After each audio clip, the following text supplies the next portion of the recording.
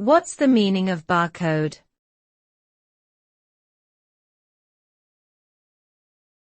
Barcode.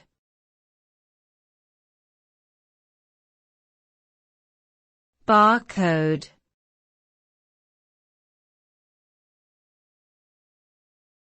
Barcode.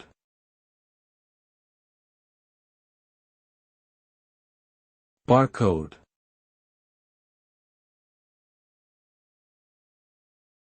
A barcode is a machine-readable representation of data that is typically used to identify and track products.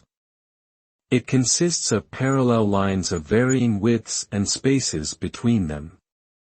When a barcode scanner is passed over the barcode, it reads the pattern of lines and spaces and converts it into a numerical or alphanumeric code, which can then be used to identify the item to which the barcode is attached.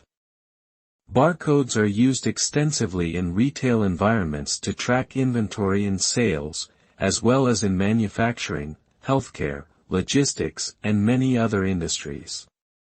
They have become an essential tool in modern society for efficient and accurate identification and tracking of goods and information.